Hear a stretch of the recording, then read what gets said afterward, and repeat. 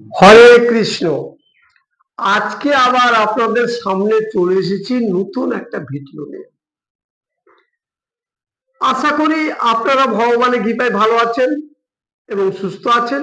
আমিও ভালো আছি এবং সুস্থ আছি। তাহলে আজকে যে আপনাদের সামনে যে ভিডিওটা করব, সেই ভিডিওটার বিষয়বস্তু হচ্ছে হরিনাম করে কি লাভ। আমরা যে হরিনাম করছি কেনই বা করব, তার খুব ইন্টারেস্টিং ভিডিও। এই ভিডিও খুব মন দিয়ে শুনেন, তাহলে বুঝতে পারবেন যে হরিনামটা আমরা কেন করব। শাস্ত্রে বলেছে, হরের নাম হরের নাম হরের নামই কে বলম, কলৌ নাস্তেব্য নাস্তেব্য নাস্তেব্য গতির অন্যথা। হরিনাম ছাড়া কলিযুগের কোনো গতি নাই, গতি নাই, গতি নাই। দেখুন, সত্য যুগে ছিল আলাদা একটা মন্ত্র, ত্রেতাতে আলাদা একটা মন্ত্র, দাপরে আলাদা একটা মন্ত্র, কিন্তু কলিতে গৌরাঙ্গ মহাপ্রভু যেটা বলেছেন, এইটা ছাড়া কোনো উপায় নেই, এই মন্ত্রটাই করতে হবে। তাহলে কি মন্ত্র? হরে কৃষ্ণ কৃষ্ণ কৃষ্ণ হরে হরে, হরে রাম রাম রাম হরে হরে। এইটা হচ্ছে কলিযুগের মহামন্ত্র।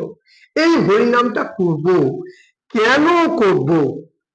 তাহলে শুনুন, আমাদের 10টি ইন্দ্রিয়, জ্ঞানেন্দ্রিয় হচ্ছে 5টি, চক্ষু কর্ণ নাসিকা জিহ্বা ত্বক, আর কর্মেন্দ্রিয় হচ্ছে হস্ত পদ গুহ্য লিঙ্গ ও মুখ।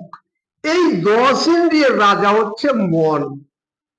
তাহলে আমাদের মনকে কন্ট্রোল করতে হবে। মনকে কন্ট্রোল করে যদি হরিনাম করা যায়, তাহলে হরিনামে লাভ আছে। ধরুন,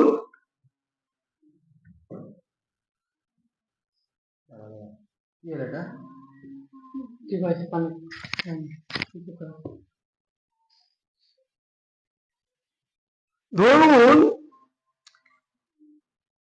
কোন দিকে মন না দিয়ে কেবলমাত্র ভগবানের দিকে মনোনিবেশ করে একান্ত চিত্তে একাগ্রতা হয়ে হরিনাম করতে হয়। ঐকান্তিক ভাব নিয়ে হরিনাম করতে হয়।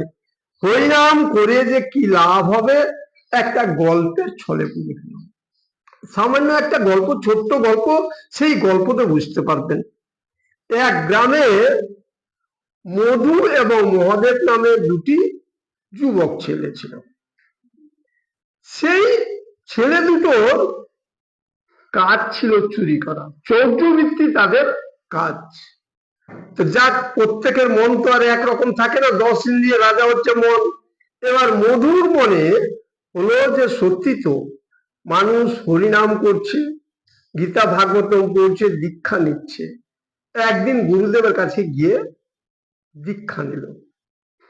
সেই মধু ছেলেটা যখন দীক্ষা নিল, দীক্ষা নেওয়ার পর গুরুদেবকে সম্পূর্ণ খুলে বলল নিজের কথা, যে গুরুদেব দেখুন, আমি একটু আধটু চুরি করি।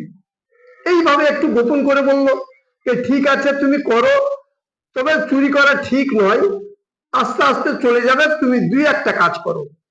এই হরিনামটা জপ করো আর গীতা ভাগবতম শ্রবণ করো। যদি কোনো জায়গায় হয় বা নিজে পারো করো, না হলে শ্রবণ করিও।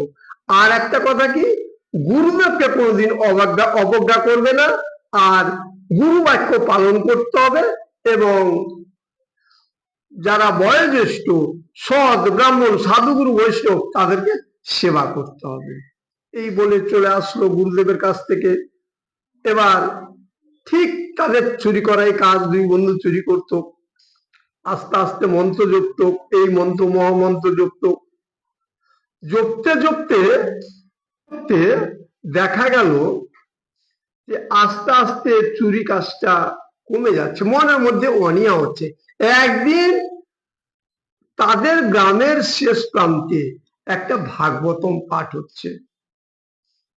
সেই দিন যাওয়ার কথা অন্য এক গ্রামে চুরি করতে যাওয়া, রাত্রি 1টা-1:30টার সময় চুরি করতে যাবে।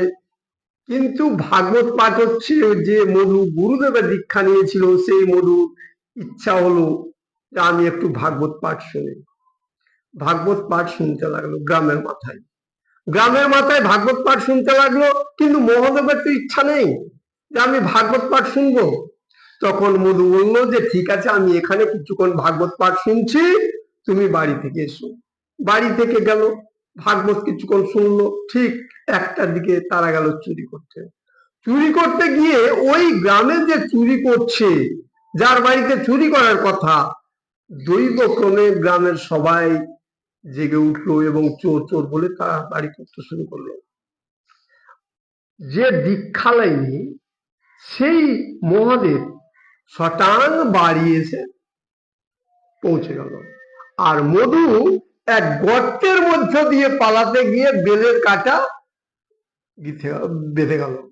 এবার সে কোনো রকমে বাড়ি গেল। বাড়িতে গিয়ে তার বউকে বলছে, তুমি এক কাজ করো, তাড়াতাড়ি এই কাঁটাটা তুলো, কাঁটাটা তুলো। কাঁটাটা তুললো। পায়ে ব্যথা, বেলের কাঁটার ব্যথা তো বুঝতে পারছেন। মনের দুঃখে সে সারা রাত আর ঘুমালো না। আমি দীক্ষা নিলাম, আমি ভাগবত পাঠ শুনছি, অথচ আমার বেলের কাঁটা বিঁধে গেল, আর ওর কিছু হলো না। মনের দুঃখে গুরুদেবের কাছে গেল। সকালে সকালে গুরুদেবের কাছে গিয়ে বলছি, গুরুদেবকে সত্য কথাই বললো যে আমি এই কাজ করেছি, কিন্তু আমার বেলের কাঁটা হলো, আমার বেলের কাঁটা বিঁধলো, ওর কিছু হলো না, কারণ কি? গুরুদেব তখন বসলেন।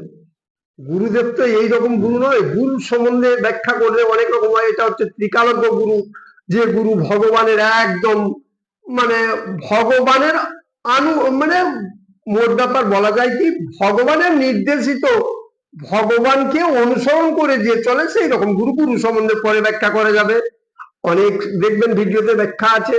সেই রকম গুরু দেখছে যে দেখো, তোমার পূর্ব জন্মের কৃতকর্মের ফলে রাত্রে তোমার হাসুয়ার কোপ ছিল, সেই কোপটা থেকে তুমি বেলের কাঁটায় বিঁধে গেছো, কাঁটায় তুমি চলে এসছো, কিছু হয়নি, অল্পতে চলে এসছো। কিন্তু নির্ঘাত ওই দিন লেখা ছিল কৃতকর্মের ফল হিসাবে তোমার হাসুয়ার কোপ, ওর কিছু ছিল না। তাই দেখবেন পূর্বজন্মের কৃতকর্মের ফলে অসাধু লোকও 2তলা 3তলা করে ভালো হয়, কারণ ভালো হয় এখনকার কর্ম হিসাবে নয়, কৃতকর্মের ফল হিসাবে পূর্বজন্মের। তাহলে মধুর কৃতকর্মের ফল ছিল পূর্বজন্মের হাসুয়ার কোপে। তার একটা জখম ছিল, সেখানে হয়তো ভেলোর বা কোনো জায়গায় যেতে হতো, বহু টাকা খরচ হতো, সেইটা অল্প গুরু দীক্ষা নেওয়ার কারণে, হরিনাম জপার কারণে বেলের কাঁটা দিয়ে চলে গেল। তাই দেখবেন যে দীক্ষা নিয়ে হরিনাম যদি করা যায়, তাহলে যে কোনো বিপদ, মানুষের বিপদ কখন আসবে বলা তো মুশকিল। বিপদ তো হচ্ছে পূর্ব জন্মের কৃতকর্মের ফল। আমারও বিপদ হতে পারে, কখন বিপদ হবে বলা মুশকিল। সেই বিপদ যদি তাল হয়ে আসে, তিল হয়ে চলে যায়। হরিনাম করার ফল হচ্ছে এইটুকুই, বিপদ আসবে, তাল হয়ে আসবে, তিল হয়ে চলে যাবে।